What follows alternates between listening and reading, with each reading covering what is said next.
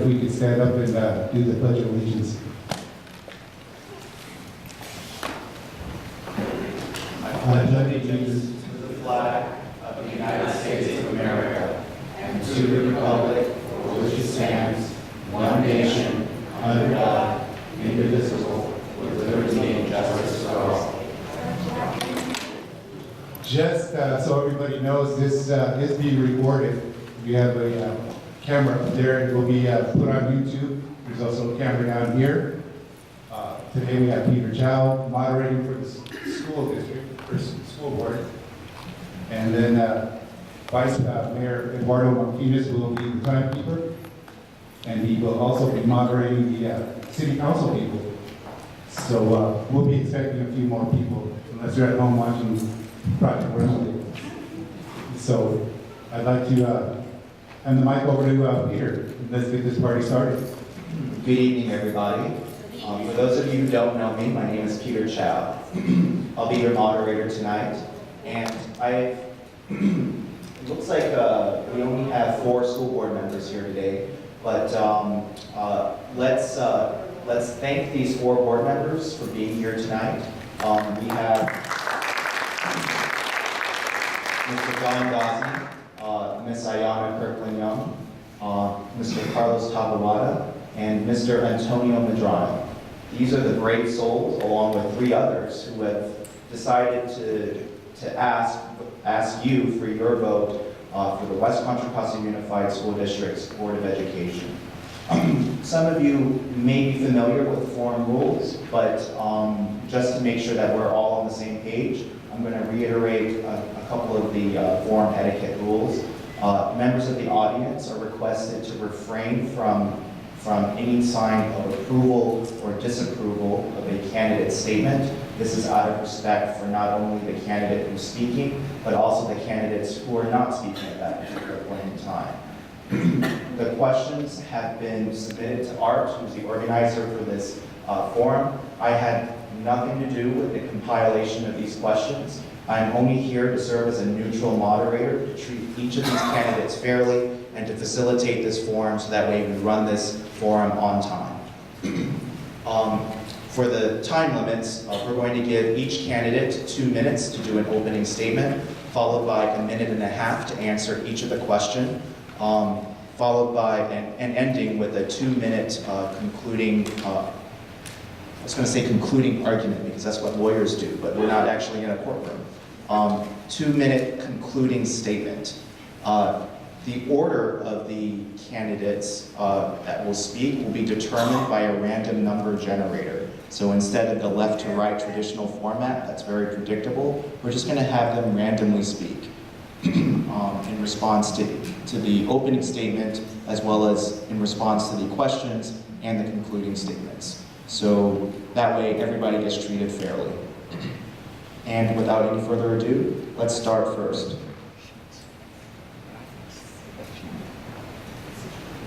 Oh, and before we start, by the way, just once again, if you have any, with the time limits. So Mr. Eduardo Martinez, who's the Vice Mayor for the City of Richmond, he will be giving a 30-minute warning, which is signified by the blue sign with an exclamation mark.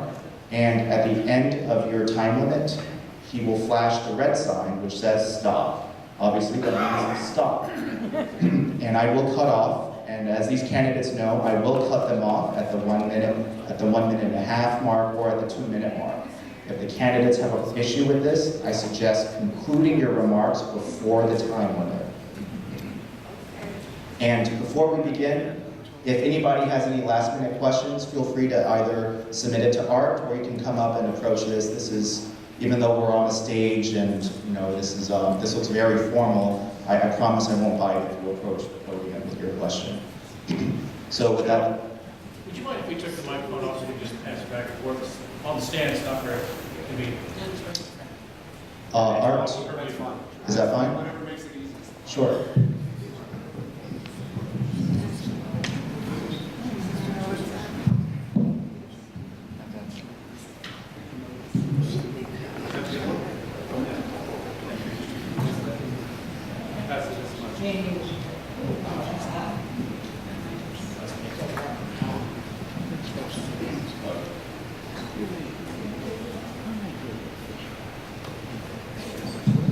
All right, so the random number generator has determined that Mr. Carlos Taboada will be the first for the opening statement. 2 minutes. Good afternoon, thank you for coming. My name is Carlos Taboada. I am a retired teacher. I have been working in the Contra Costa Unified School District schools for over 21 years. I taught social sciences, and I'm also a counselor. I'm also the father of a student that went through our schools and the grandfather of one who will soon attend our schools. I know firsthand what our students and our teachers need. Our students need caring teachers, actualized textbooks, up-to-date technology, and the one thing that both our students and our teachers need is small class sizes. Our teachers need competitive salaries and the tools, the resources needed to do their work. And one of the resources that we need to do our work as teachers is to have control over lesson plans. One of the central points in my campaign is to advocate for teachers to have the autonomy, to have the freedom to design their instruction to meet the needs of the students in front of them. Not the needs of philanthropic organizations that may shower us with money, but they also tie our hands. I'm asking for your vote and your support to have the teacher's voice and to have a strong student advocate on the school board. Thank you very much.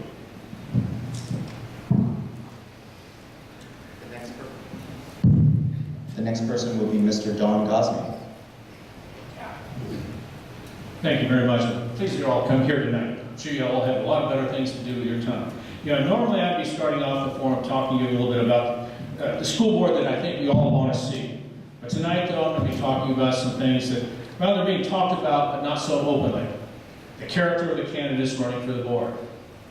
Something everybody should be paying attention to. We're all good and decent people. But I hope that as you listen to this forum and others, and you start reading some of the mail, you're going to be asking a few questions. 4 years ago, the top vote getter only spent $4,000 to get elected. It's a little bit low, but still it's in the ballpark. 2 years ago, though, we had special interests that came to town, and they spent $646,000 to get their two candidates elected. They didn't even seem to care that it appeared that they were trying to buy the election. Well, the very same people are starting to pour their money into this campaign, and it's starting to worry some of us. It's starting to worry some of the people in the community that we're seeing a repeat of what we saw just 2 years back. That some people are trying to take control of the school board. You got to ask yourself why. What are they going to get out of it? What are they going to benefit from it? As says, to date, we have two candidates that have either received or have spent on their behalf a tremendous sum of money. One has received nearly $77,000 from two charter school groups, and the other has received or had spent on his behalf nearly $67,000. It's over $140,000 so far. We haven't even gotten into the heat of things. If they support their charter schools, they need to come right out and tell us this. If they don't, they need to stand here and publicly tell us all that they demand that they don't support, tell us all that they don't support charter schools, and just put up their hands and say, stop spending this money on our behalf because we don't support what you're trying to sell. As you drive around the district too, take notice of the campaign signs that are being placed illegally on median strips, public property, and freeway on-ramps. I said, check to see if they even paid for a permit to erect those signs. In Richmond, you have to pay for a permit. Richmond's got to get its fair share, right? Thank you, Mr. Gosney. Mr. Madrano. Good evening, everyone. Buenas noches. I'm a retired teacher. First 4 years of teaching, I taught as a member of the teaching order of the Catholic Church of the Dominicans. Then when I left, I spent the next 36 years teaching in public schools. Marin County, then I moved to San Francisco, and very active in the community over there. Some of you know me as a community activist. Was chair of the Montalban Redevelopment Committee, just down the road from you. I also served 2 terms on the Contra Costa Grand Jury, where we looked at any group that's spending public monies And one of my questions is in relation to what Mr. Gosney said. If you're spending public money, tax money, you have to have an elected board to decide how the money is spent. Ask yourself that question. Where are the elected boards of some of these schools? When I was on the school board 2008 to 2012, we were faced with that horrible depression, and we were looking at almost having to close some of our schools. But then 2 cities came through and said, don't close them, we'll support you. Richmond was one of them, and the other one was the smallest city in West County, San Pablo. Hercules didn't do something about it. El Cerrito didn't do something about it. No, Pinot.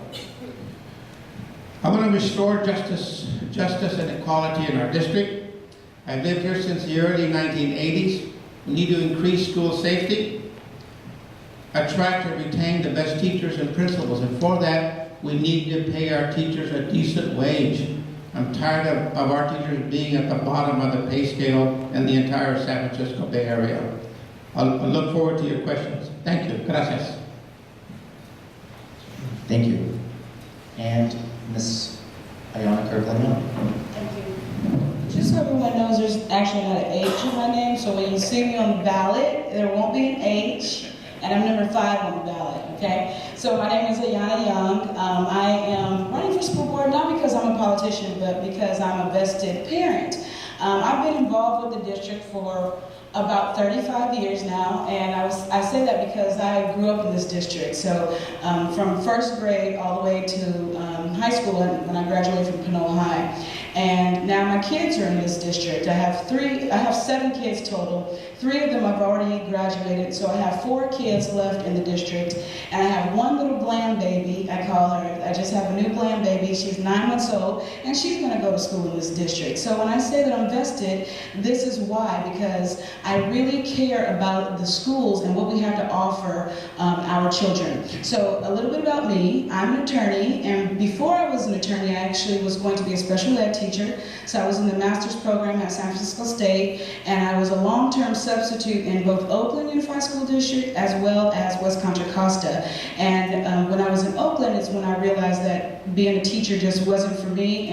But I love and I respect teachers, and I know how hard it is, and so I want to make sure that they have a district that respects them and where they can really thrive in the job that they love so much. So this is what I want to do. I want to make this the destination district, and what that means is that people will want to come to this district because they'll be ensured a quality education. We do that by creating a holistic environment. This holistic environment is basically, we make math and science priority while we integrate the arts. That is so important. People have forgotten about the arts and they act like it's extracurricular, and it's not. The arts have to come back. So I want to bring the arts back. We're going to be fiscally responsible, and we're going to teach reading comprehension through the Socratic method, where we have students and teachers talking to each other. So that's my plan, and I'll give you some more at the end. Thank you.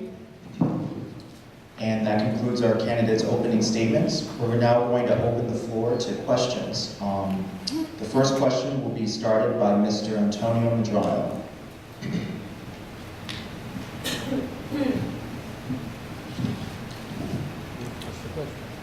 Earlier this year, a new superintendent was hired by the school district. His name is Matthew Duffy. What would you like to see Mr. Duffy accomplish his first year, and what would you work with your fellow board members? How would you work with your fellow board members to accomplish this? I'm pleased to see that Mr. Duffy is bilingual. I told the Concilio Latino, I was chair and co-chair of the group for over 10 years, that I would speak only Spanish to him, see if he really understood. And guess what? He does understand. He's fully bilingual. I would like to see him to visit every single school, sit down with the parents at every single school and ask them, what do you want, what's working and what isn't working. Sit down with the teachers and ask them, what is working, what do you need to make the system better for the students at Montalban, at Perry's, at Bayview, at whatever school you're at. And pay special attention to the schools in the flatlands of Richmond and San Pablo that for years have been underserved. Look at them and ask them that. Also, make sure that, give you an example, one of our grammar schools in Richmond their principal went on to other levels in our district, and they spent almost a year, and they had 4 different principals. And the school sort of fell apart. Now they have a good principal. Hopefully they will rebuild the program. Keep the good teachers, keep the good principals. Thank you. Ms. Young, Sure. Can you repeat the question for me? what would you like to see Mr. Duffy accomplish his first year, and how would you work with your fellow board members to accomplish this? Okay, so I am also part of the African American Parent Group, where we are working with the district to bridge the educational gap between African American students and the other students. And Superintendent Duffy came to our meeting. We actually went out to dinner with him, and we learned a lot about him. He worked in Harlem, in Oakland Unified School District, and he's bilingual. I say he's the best because he's a white guy, but he's been in Harlem and he speaks Spanish. So you get all of these good qualities in one guy. And so what I want to see him accomplish is what he has done in the other districts. He has turned districts around. So he's turned schools around. That's why this board hired him. So what I would like to do as a board member is to really support him, support his vision. In terms of I know that he is capable of doing this job just because of his past record. So I'm hoping that he'll really take the lead and bring us to where we need to be, because we have a lot of work to do in this district. There's a lot of kids that are underachieving. So I'm hoping that he'll just take the lead and do what he does best, and he teaches kids. He makes sure that kids get educated, and I will help. I would make sure that the board supports whatever he needs to make that happen in this district. Mr. Gosney? Yeah, he's got himself a real tough job ahead of him. We've got problems in this district, and his biggest problem is he's brand new to the district. And so the thing he needs to accomplish the most and fastest is get the lay of the land, try to figure out what's what, who is who, what are the issues, who are the players. Because if he doesn't know that, he's not going to know how to handle it and how to grab a hold of it and try to fix the problems. That's just that. He needs to reach out to the community. Every part of the community, from the topest, highest part of Kensington to the flatlands, out in Parchester Village, Montalban Manor, all the way out to Hercules. He needs to reach out and talk to the community, talk to the students, talk to the parents. As a school board member, I'd be right there to be able to help him, because I've got my fingers in a lot of pies. Not all the pies yet. I can help point him in the right direction. I can help teach him about some of the backstories, some of the issues, some of the things that he may not have known about just coming into this area brand new. Yes, he's going to need all the help in the world. He's not going to need to have a board that's fighting him all the time, which means we need to be able to develop a familiar relationship with each other, a cordial relationship, so there's a little bit of give and take between the board members and the superintendent. You've got to have mutual respect. And right now, I'm going to give him every chance in the world to show me what he can do, or to show me that he can't do it. But right now, I have every confidence that he's going to be doing an outstanding job, and he's going to get my full support. And Mr. Tabawada.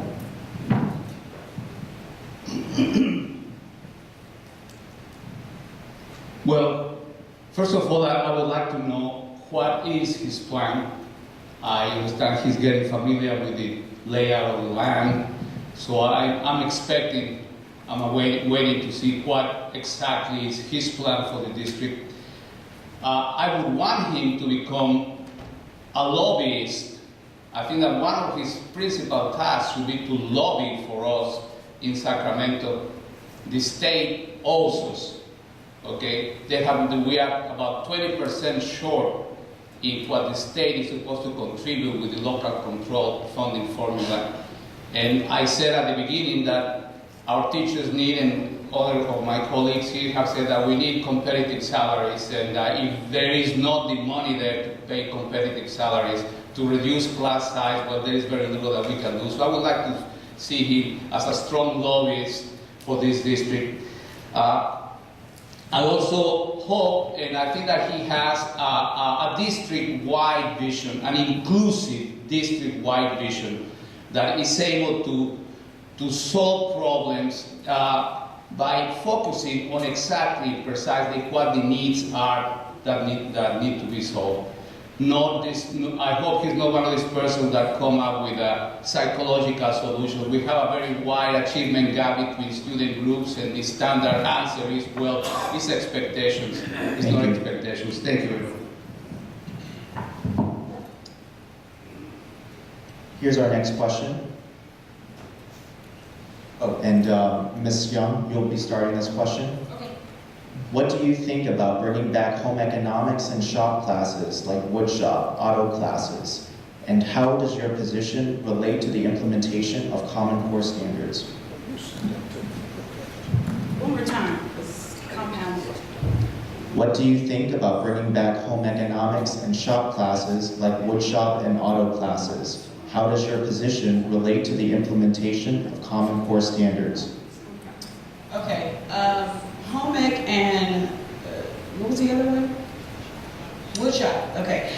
I like home economics and I like woodshop. I remember when I was in junior high, we had both of those as electives, and so I think that that's important because in this holistic environment I continue to talk about, it's about arts, not extracurricular, but just other subjects that get you moving your mind, your hands, and make you, the creative side of your brain. And so, but instead of just economics, home economics, and woodshop, I would want to do something, bring the curriculum that they have in the, like the carpenters and the plumbers, and bring that curriculum to the school district. That way, we can show a separate path for students rather than just going to college.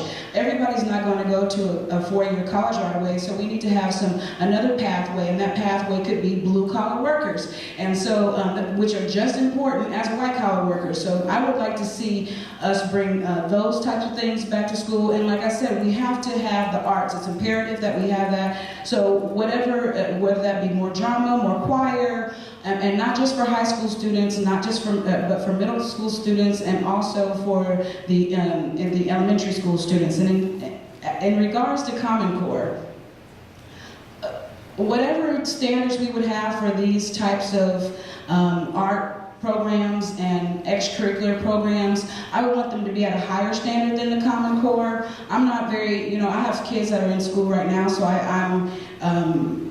we're impacted by Common Core, and I don't think that it gives us a high standard of learning. So whatever we do, I'd like to see it be a higher standard than Common Core. Thank you. Mr. Gosney? When I was in high school, I took everything that my school had to offer, with the exception of typing and home economics. Screwed up big time. Boy, I sure could have used both of those.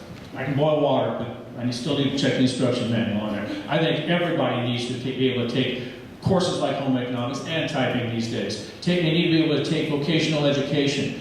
Because I don't care what kind of a job you've got. You get yourself a nice, great, high-paying job, and then all of a sudden you've got to pay $150 an hour for a plumber to come in and change a washer because nobody bothered to teach you some of the basics. Everybody needs some of those basics. We think we need to re-implement them, and we need to start convincing our kids that these are options for them. That's part of the problem. When they put the new shop classes in at El Cerrito High School, you had 0 people sign up for them. They sat vacant. Because everybody was trying to convince them, you got to go into high tech, you got to go to college. Well, yes, you got to go into high tech, you got to go into college, but you still need to be able to work on things. You need to know the difference between a screwdriver and a crescent wrench.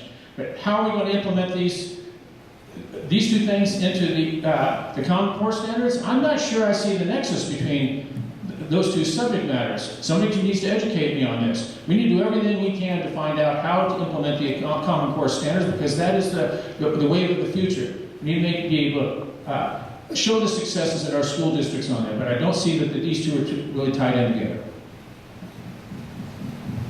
Mr. Madrano? When I retired in '97, I ended up subbing at Richmond High for almost a year before I was called to do commission work in Central America. And there was used to be an auto mechanics shop at the school that's now closed down. The big saws for woodwork are still there. You turn them on and it echoes all over the campus. I don't know why we closed those down. I have no idea. I think we should begin again. But I'm disturbed by the fact that at Kennedy High School, their construction academy and their welding academy couldn't find teachers. I know one of the problems is, if you want an electrician to teach the students what it's like to be an electrician, they better be retired, because for us to offer them the salary we offer teachers compared to union wages, forget it. They're going to go, you're kidding. You want me to come and work for peanuts? But also the construction jobs and the union jobs pay well and you get benefits. That's the key. You got to encourage that outreach to those particular schools. Thank you. And Mr. Tabuada.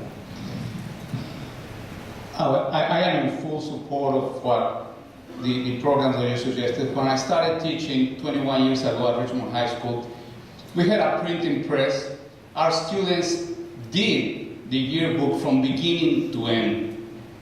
Every piece of stationery in the school was done by the students. We also had an auto shop and a wood shop. Little by little, year by year, all these projects were abandoned one by one until we have nothing. I think we have fallen victims of this illusion, this creation of our mind, that we have given a life of its own, that we have a college-going culture. Yes, we have to have a college-going culture, but there is nothing wrong with a college-going culture and a hands-on high school program, and that's what we need. We need more of these STEM classes, formerly called ROP classes, regional occupational program classes. Like I've said before in other forums like this, don't trust an engineer who never got his hands dirty in high school working on an engine. And as far as I forgot the other part of the question, common core, we should have a very critical approach to it. It's an untried product. It's every 4 or 5 years we have a new animal, a new educational animal on the scene, and we just need to tame it and adapt it to our needs, not the other way around. Thank you. Just a quick show of hands. How many in the audience know what the Common Core standards are? Okay, so about half the audience members haven't raised their hand, and I'm going to do something that 7 years of post-secondary education said not to do, which is read from Wikipedia. Right. The Common Core State Standards Initiative is an educational initiative in the United States that details what K-12 students should know in English language arts and mathematics at the end of each grade. The initiative is sponsored by the National Governors Association and the Council of Chief State Schools Officers, and seeks to establish consistent educational standards across the states, as well as ensure that students graduating from high school are prepared to enter credit-bearing courses at 2- or 4-year college programs or to enter the workforce. So just to be sure that everybody is on the same page in regards to the Common Core standards. We're going to move on to the next question now. The school district will be seeking a $10.5 million simple parcel tax renewal called Measure T. This measure will be used to pay for programming within our public schools. Do you support Measure T? And if so, if it passes, how do you think those funds should be used? Mr. Tabuada, you're first.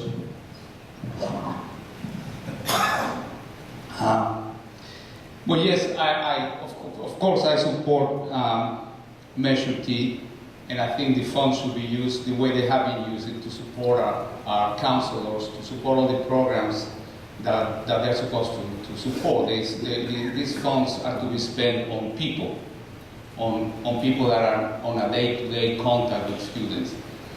Now, I said I want to reiterate that I do support it because, well, it's better to get 8 million out of the 10 million that we're going to collect than to get nothing. Because the charter schools are going to get $2 million out of our tax money, and that I question. That's why part of my platform is to stop the encroachment of charter schools on public education. I think it's not fair, it's not right, and it is a waste and misuse of tax-generated revenues. I'm lucky enough to own my own home here in Pinole, and I do resent the fact that part of my taxes are going to go to venture capitalists, Goldman Sachs executives, to educational industries that are really unaccountable. We have to have a bill, AB 709, just Thank you. to try to make them accountable. Thank you. Mr. Madrano? Yes, I support the partial tax. Class size reduction, keep our libraries open. But every year we're losing about 200 students to the charter system, and they'll take that money with them to the charter schools, so we need the partial tax. We need desperate. But what I want everyone to do, the districts are in the process of setting up a citizens advisory committee on partial tax. Make sure the money's being set the way it was set in the ballot.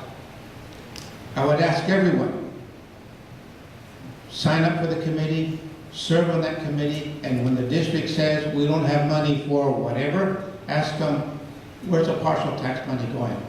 When we ask that question, I served for almost 8 years in the Budget Advisory Committee, and one of the constant questions that Eduardo remembers, Mr. Martinez, would ask, where's the money going? Where's the partial tax money going? Just tell us.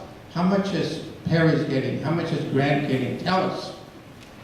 The result of which the district, in its wisdom, abolished the Budget Advisory Committee. Ms. Young? Yes, I support Measure T. And like everyone has said, this is not new money, so it's not like, we need this money to continue what we already are doing, paying our teachers, the programs that it supports, so we absolutely need this money. I just want to speak about the fact that we do have to give part of our parcel tax to the charter schools, and so it does create lack within the traditional public schools. But I think there is a way to change that, and I think the way to change that, there's two ways. One is to get our own house in order so that we can educate our students. We still, like Carlos said, we have 8 million, so we do have some funds, but we need to change our educational approach. I just want to put it out there since Don said it, I'm not the Ford charter candidate, but I am a parent and I'm kind of tired of the fighting back and forth. I just want something to be done for my kids. And so my kids go to traditional public school. They're going to continue to go to traditional public school. I support and I'm going to make sure I advocate for other kids that are in traditional public schools, but we need to make some changes, and we can make some changes. The other thing we need to go do is we need to put pressure on the state to get more money so we're not fighting over scraps. It makes me very angry that minority people are fighting over the little bit of scraps that the state gives us. We need to go up to the state, everyone, get the money that we need so this district can be educated, every student, no matter where they are. Mr. Gosney? How many of you got your property tax bills in the mail? Got mine today, okay? I'm a single guy. I don't have any kids who are going to benefit from these bond measures, these parcel taxes, but I voted for every single one of them. Why? Because it's the right thing to do, because our kids in my community deserve this kind of thing. This is a continuation of an existing tax. Problem is, it's at $2,008, so it's not going to buy nearly as much as it did when it was first passed 8 years ago. That's a big problem for us. And the law says that charter schools are public schools, so they're entitled to their 14% of that. So that tax dollars that we passed 8 years ago, not going to go nearly as far. But we're not looking at spending it on new things. We don't have to sit down and try to figure out, well, what else can we spend the money on? I advocate, by the way, I'm fully supportive of it, get that out of the way, but I advocate that we spend it on the things that we've been spending it on. You know, things like music programs, theater programs, arts programs, sports programs, counselors, reducing class sizes. All of these things are critical to the well-being of our students. And I say this quite often about some of these taxes that we're paying. This is an either-or situation. We can either vote to tax ourselves to help educate our kids, or we can vote to spend money on more jails, because it's an either-or situation. We either educate them, or we send them straight to prison. Because in this community, there aren't a whole lot of alternatives in between.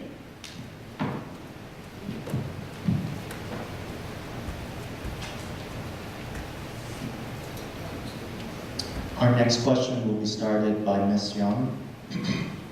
Some schools need to be rebuilt, yet there's a dwindling amount of available construction bond money. How would you accomplish this mission? Oh, that's a difficult question. I don't want to sit up here and say I'm going to try to get another bond because, like Don said, we pay a lot of money, me and my husband, in taxes for bonds and for just the parcel tax. And so I would really want to look into other ways of getting money. I know that I've always said this, the charter schools can go and get private money. Well, why can't we get private money? Why can't the traditional schools get private money? So I would like to work with some sort of committee to see about how we can bring in revenue so that we can take care of that. And I lost my train of thought that quick. So how much more time do we have? 45 seconds. Oh, okay. I'm going to need you to say the question for me one more time. Sure. I lost my train of thought. Some schools need to be rebuilt, yet there's a dwindling amount of available construction bond money. How would you accomplish this mission? Okay, so that's what I would do, try to get private money, and then I'd have to think very hard about whether we would bring another bond. Right now, as I stand here, I don't want to even think about that, but I would really work hard on trying to bring more revenue into the district and be very creative about how we go about getting some other kinds of money. Mr. Gosney? Come over to my house, you're going to see it's an awful lot like the school district. I live on Flat Busted Grove Lane. I don't have hardly any money at all. So, with that being said, it means that the little bit of money that I've got, I need to make sure it goes to the right places, and I cannot spend what I don't have. I got a couple of credit cards in here. Sooner or later, they're going to want me to pay that money back. The same thing with our school district. We don't have enough money to finish the job that we've been promising to people. It was a bad promise to begin with. You can't say that we're going to fix all 53 schools and not even pass enough bonds to pay for it. We're going to need another $1 billion. We're not talking private money there. There's no way in the world to come up with that kind of private money. And the only way to do it is to throw more bond measures at you to see if you're willing to pay for it. Me, the 7 bond measures that are on my property tax bill, I could pay for those for the rest of my life. But I'm still willing to do it because I believe in our students. And I'm not sure that the rest of the community is going to buy into that because we've had problems with trust issues with our school district and our school bond program. We need to rebuild that trust so that people say, well, trust the school board and say that they're going to spend the money wisely. But the truth is, we can't spend money that we don't have. And we don't have enough money. According to the brand new facilities master's plan that only costs us about $700,000 for, so we don't have the money to pay for all the rebuilding of all the schools. Best we've got 2 that we can take care of. It's about another 16 or 18 real ones that are left on there. They're going to be left out in the cold unless we find some other way to come up with the money. Mr. Madrano?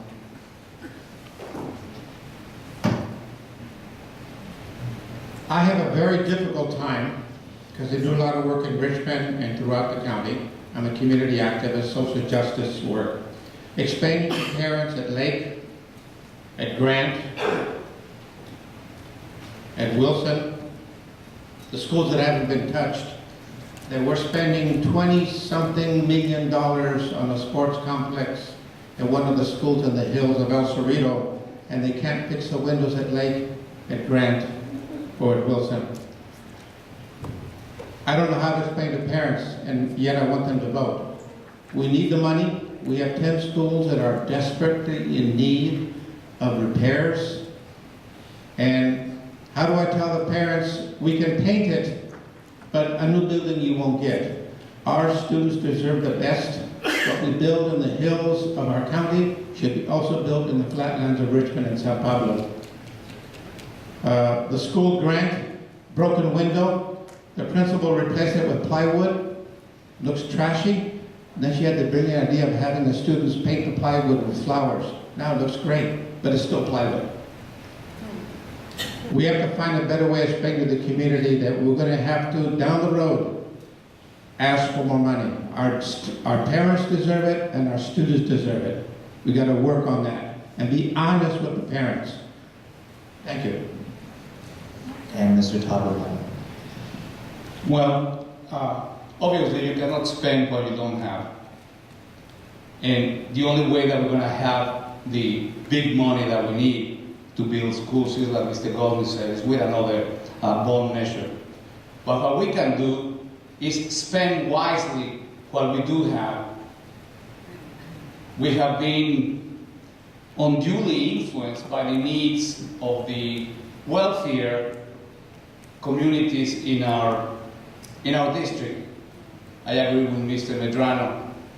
I went to Chavez the other day, and they have been in semi-portable for years. So somewhere, somebody, somehow didn't have the right priorities. Okay, we need to have the right priorities. We need to spend wisely, politically wisely, the money that we do have. For 5 years, I taught in portables in one of our alternative high schools, while one of the chartered high schools was housed in a brand new $57 million building. Now, that's not doing things politically wisely. That's not having a district-wide vision of how to spend the money. So, one way to regain the trust that we need is to act wisely. Thank you. Here's our next question, and Mr. Medrano, you're going to be starting it. For decades, education policymakers have made promises to close the ever-growing achievement gap, including African American students. How will you close the achievement gap, and what makes your proposal more likely to succeed compared to previous policies?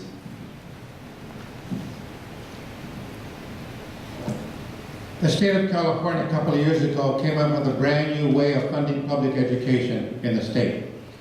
Special money goes to low-income English language students and foster kids. We find that a lot of our working class parents and working class students fall into those categories. So the money now is coming into the district. We have the money. If you find a student who's in the 3rd or 4th grade and having difficulties, communicate with the parents, sit down with them and say, your son or daughter may need extra tutoring, and we have the money for that. Tutoring after school, and if need be, Saturday school for those students. Same thing at high school. It is a crime for a student, Latino, African American, or Asian, to be in high school and still can't write a decent paragraph. Identify those students, pour the attention on them, give them the tutoring during the day, after school, and tell the parents, we need to have your son or daughter attend Saturday school because otherwise she won't graduate. And then work with the parents. We can do it. It is possible. Now, the achievement gap. We need to have staff that can listen to the students and hopefully speak a language that the students speak. And our students come to school many times out of poverty, facing discrimination, facing too many obstacles. We've got to work on that and be attentive to their needs. Thank you. Ms. Young. Can you repeat the question? I'm sorry. For decades, education policymakers have made promises to close the ever-growing achievement gap, including some African American students. How will you close the achievement gap, and what makes your proposal more likely to succeed compared to previous policies? Okay, so like I said before, I am a member of the African American Parent Group. This is a new group working with the district where the parents were able to come. We meet at Dijon or at Dianza and come with the district and let the district know the problems that we face, what it is that we think what we need, and how we can get the support we need for our students. And I think it's going very well. From the very beginning, we got right to work, and we just kicked off a program called Manifikio, which means achievement in Swahili. It started in 4 schools just last week, and it's going to be 6 more schools next week. And these are our 10, the 10 initial schools. And after we see how it works, then we're going to put it throughout the entire district. And it's a program that it's an academic program. It's not tutorial, but it deals with not only where you are. What you're missing in terms of academia. It also deals with your insecurities in learning, because we found that African American students are having problems with feeling like they can't learn. So this program deals with that psychological part so that they know that they can learn. And so I will continue on making sure I support that. Nia Rashishi is the assistant superintendent that's heading that. And so I know that that will work because the parents are coming together. We are the ones that asked for it. We're the ones that came up with it. And so I think if we just continue to support that and make sure that every school is able to have this program, we'll be able to start bridging that gap. Thank you. Mr. Tabawada? Well, the achievement gap is one of those problems that invite a lot of pseudo solutions, a lot of false solutions. We are a school, okay? We're an aggregate of 60-something schools. There is an anecdote among statisticians that you can predict a student's performance on standardized tests by looking at their zip code, by looking at the home values in his neighborhood. The way to close the achievement gap is simply, like I said at the beginning in this presentation, let teachers tailor their instruction to meet the needs of the students in front of them. It is that easy, but that's not what we do. We have schools that have 2% of the students proficient or above proficient. We have another school where 15% of the students are proficient, yet we insist on having the same program in both schools. I have run into many obstacles trying to have that done. Have the schools simply change their instruction to meet the needs of the students in front of them. If they are deficient in math, well, change the instruction. It's that simple. But we are reluctant to do it because, like I said, our hands are tied. Thank you. Thank you. Mr. Gosney? You know, for way too long, when people talk about the achievement gap, they're talking about the fact that African American students are not learning at the same rate or the same level as Asian students or white students. Well, in our community, that just isn't so, really. You've got to lump in the African American students and the Latino students in the same thing, because that's a similar problem for both of them. So you don't have one solution for one ethnicity, it's a solution for all of them. But we have the funding from the state of California, LCAP funds, which are directed locally. And I don't mean locally in this community, I mean this school, that school. Each community, school community, helps decide how those funds get spent to help close that achievement gap. But one of the problems we've got is we have parents that cannot help their kids with their homework, for instance. We need to help train these parents to help their kids. And with the Latino students in particular, we've got to be able to bridge that language barrier that they've got. They can't help them with the reading and the writing when they're not proficient enough in the language that their students, that their children are being taught in. We need to reach out to the parents, we need to reach out to the students. We need to ask, what do you need? What does your child need? And then we need to listen to what you have to say. We need to be able to address that and try to find out a way to implement that. But we also need to provide the resources to the kids. One of the biggest problems in today's world when the kids have to go online to do some of their homework is they don't have internet at home. Put that card away, Borgo. But too many of our communities, like the Iron Triangle, they don't have access to the internet. They can't do anything until they get to school back again the next day. Thank you. Mr. Gosney, you're actually going to be starting our next question. We're all aware that the increasing number and enrollment of charter schools is challenging our school district's resources. How would you resolve competing needs given WCCUSD's limited resources, including bond construction funds, while charters have extra outside funding? Let me go on record. I don't support any educational model that takes funding away from the education of our kids. And right now, we've got too many duplication of efforts between what the charter schools are doing and what our traditional public schools are doing. And that money's not going towards educating the kids. We need to be able to find out, for instance, why are so many of our parents fleeing our traditional schools and going to the charter schools? Find out what do they see wrong with our regular schools? What do they see so enticing about the charter schools? Let's fix the problems at our regular schools. And if there's something good going on at the charter school, let's replicate that. The best way to deal with that funding issue is to make the charter schools seem like, why would I want to go to them? Because I can get just as good an education at the school I'm at right now. I said, we can start doing that. That means talking to the parents. Not so much to the kids, because most of these kids are going to elementary schools. The second graders really can't tell you the difference between one school and the other. But talk to the parents and find out, why are you fleeing? What can we do to remedy this situation? And then we need to act on that. But we need to talk to the charter schools as well. Bring them into the fold. And part of that means transparency. They can't hide their books. They can't hide their meetings, the public meetings. Holding them on a Wednesday at noon down in Redwood City, for instance. That's not public meetings. Make things public so that people can have access to them. Bring them into the fold, because it's all about the kids, isn't it? That's our goal, is to educate the kids. Not to be fighting with each other over charter versus non-charter. Ms. Young? Yes. Question, please. It's so long, I just want to make sure. We're all aware that the increasing number and enrollment of charter schools is challenging our school district's resources. How would you resolve competing needs given WCCUSD's limited resources, including bond reconstruction funds, while charters have extra outside funding? Well, okay, so the reality is that the charters are in our district. So I think that, and I don't want them to continue to grow. I don't want these corporations being able to start schools and have take over the entire district. That I want to see traditional public schools really thrive.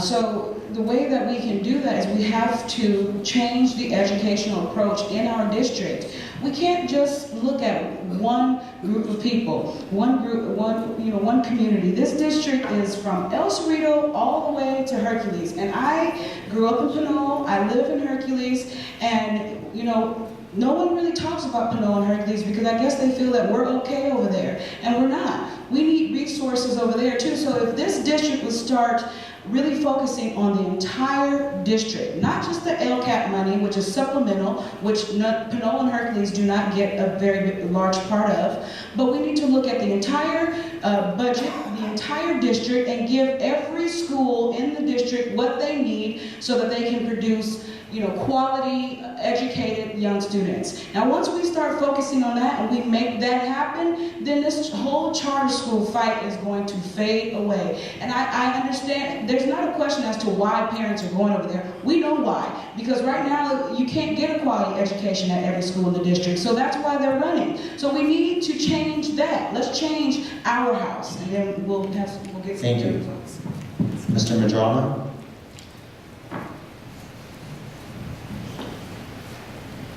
As most of you know, I'm the chair of the ACLU chapter of Northern California, the largest one. And I was asked, I stepped foot on a charter school last Saturday, because I was there representing the ACLU and the application for U.S. citizenship, so I was passing them out. For their grammar school, they had 250 parents show up with their kids. And my question was, why did you leave the public school system, our traditional schools?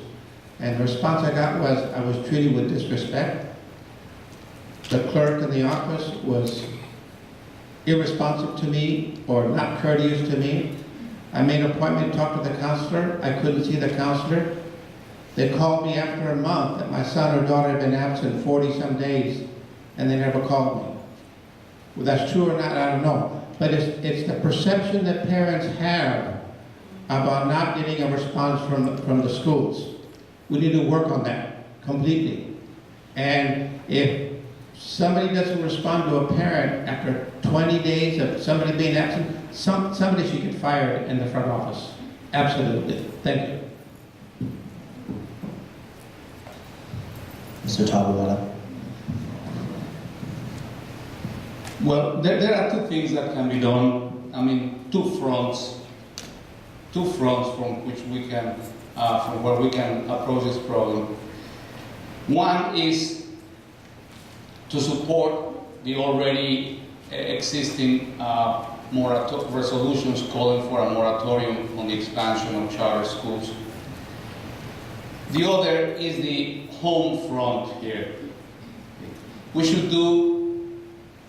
should do is reduce the demand for charter schools by improving our teaching, by improving our instruction. We need to give our teachers, in short, we need to give our teachers the freedom that the founders of the charter schools envisioned for the teachers in charter schools. Like I said earlier, freedom to design the instruction they give to meet the needs of the students in front of them. And that is not a very difficult thing to do, because it is within our reach to do it. Teachers need to take this matter into their own hands and find a way to bypass the bureaucracy that is preventing them from doing their job, that I found prevented me on many occasions in the 21 years that I served in district from doing what I thought should be done and what my colleagues thought should be done. Thank you. And that concludes the question portion of our forum tonight. We're going to begin the concluding statements from these candidates. The first person who will start us off will be Mr. Don Gosney. You have 2 minutes.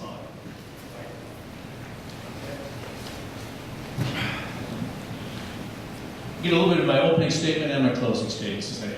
I want to tell you a little bit about the school board that I envision. The focus will be back on educating our kids. We can talk about bond programs, we talk about facilities master plans, audits. These are all important, but are they as important as educating our kids? I don't think so. Instead of picking new ways to divide our community, and we're coming up with new ones every day, aren't we? Why don't we master the art of the compromise so we can represent the entire district, all the way from Kensington, let's not forget them, to Hercules. All right? It starts with communication, which means reaching out to the best source of information we have, the students and the teachers. Get back to educating our kids, work to make our schools safer, stop the exodus of our teachers and administrators, and then bring the parents into the fold. Make them a part of the solution. Isn't it supposed to be about the kids? So I want to tell you a little bit about the good I hope to do, but unlike the others here tonight, as I can tell you about for the past 11 years, as I've been administrating the Ivy League Connection, I've been helping to change lives. The ILC has played a key role in helping to educate or get our kids into highly selective universities and getting someone else to pay for their education. To date, we've conservatively seen more than $6 million in financial aid go to our kids. That's nothing to sneeze at. As we've awarded 326 scholarships to date. We've gotten awards from all over the country. As I've been one of the on top of our bond program since before it even existed 18 years ago. As I've served on the Bond Oversight Committee for more than 6 years, and just recently caught the district in a major error that will cost them the equivalent of 7 to 8 teachers for a year, or most of the after-school sports programs. As we need people like me on the board, so that will reach out to our teachers, our students, and our parents to learn what they need to educate our kids.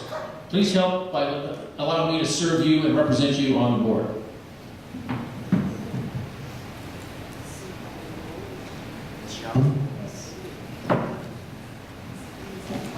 I have on my cards that Proverbs 29:2 says that when the righteous are in authority, the people rejoice.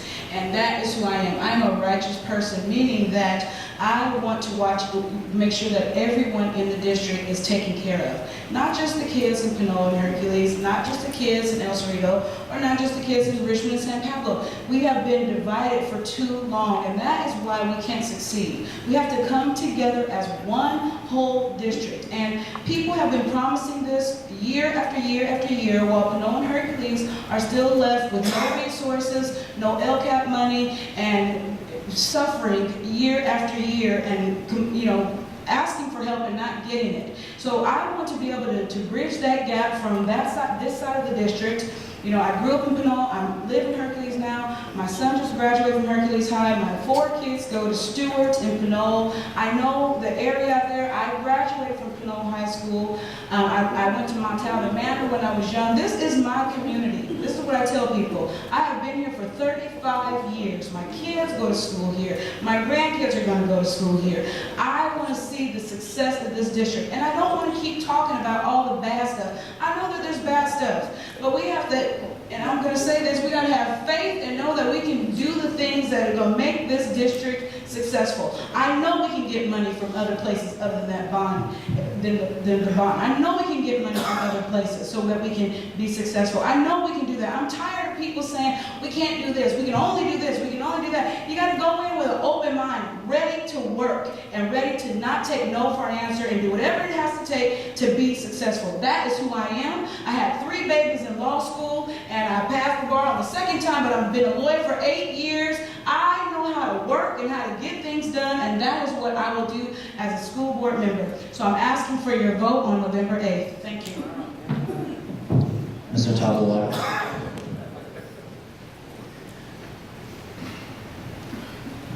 I don't know if I'm the best candidate, but what I do know is that if you elect me to the board, you will get the best of me. I have learned in my 21 years of experience, I have learned how to listen, I have learned how to present information, complex issues in simple terms, so that they can be understood by everyone, parents, my colleagues, and my students. Our district is an aggregate of 60-something schools. We are schools, and we should not forget that. We are not a construction company. We are not a construction company, we are schools. And the focus of all our efforts should be student excellence, have our students realize their potential. I've already pointed out to some of the solutions that I propose. Let teachers teach so that our students can succeed. I believe in also establishing strong links with our community, We already have one, the adult school program, among others. I strongly support the adult school program. We should have more apprenticeships. We should have our kids ready. We should have more of what was formerly called regional occupational programs. You learn by doing. You don't learn by sitting obediently, quietly in a room. You learn by doing, and we need to be doing more in our schools. I hope I can count on your support this coming November 8th. Thank you very much. And Mr. Madrano. Let me give you some examples of where students are very successful. Our academies, Health Academy, Technology, Environmental Studies, Law and Justice, Multimedia, Hospitality, Creative Performing Arts, are providing our students more of our students with greater educational opportunities, and it's working. 3 years ago, almost the entire class from Richmond High, the Law Academy, went on to Contra Costa College, which is where most of our students go, 98% of them at least. They went en masse to the Law Academy at Contra Costa College. Guess what? They stayed in school, were still getting straight A's, and they were successful. Those are the kind of pathways we need to create for our students. We want to need open, transparent communication with our school board. When I was on the board in 2008, I made it a point of trying to visit every single school. So every week I visit 1 or 2 schools. And some schools that I went to said, did we do something wrong? Why are you here? I want to know what you're like. What are you doing? What's innovative in the school? Some schools had no artwork or student work on the walls. Some schools had lots of artwork on the walls. I want to thank those of you who voted for me in 2008. I ask for your support again. You've got 3 things from me. You've got experience as a teacher, as a union activist, social justice activist. 2, my experience on the school board being very outspoken. And 3, dedicated to our students, to our parents, and to the community. Gracias. Thank you so much. Before we conclude the school board forum, I want to ask members of the audience to join me in acknowledging the great deal of effort that it took in order to put this forum together. And the way to do that is to clap once and only once as we step through each individual who has made this forum a reality. First, Mr. Arjo Rentilla, the City of Richmond's Vice Mayor, Eduardo Martinez, timekeeper, the Hilltop Community Church for opening up their forum and their physical space. And, oh, me, the moderator. I also want to acknowledge the school board candidates who were not able to attend tonight. Mr. Phillips. I wasn't sure. I think the proper protocol is to treat everybody equally. So let's do one clap and one clap only for each of the school board candidates as I go through the list. Mr. Phillips, Mr. Tom Panas, Ms. Miriam Sequeira, and for the candidates who actually attended, that would be Mr. Don Gosney, Mrs. Ayana Kirkland-Young, Mr. Carlos Tabuada, and Mr. Antonio Medrano. I believe I've acknowledged everybody tonight. So thank you so much for attending this wonderful school board candidate forum in about 5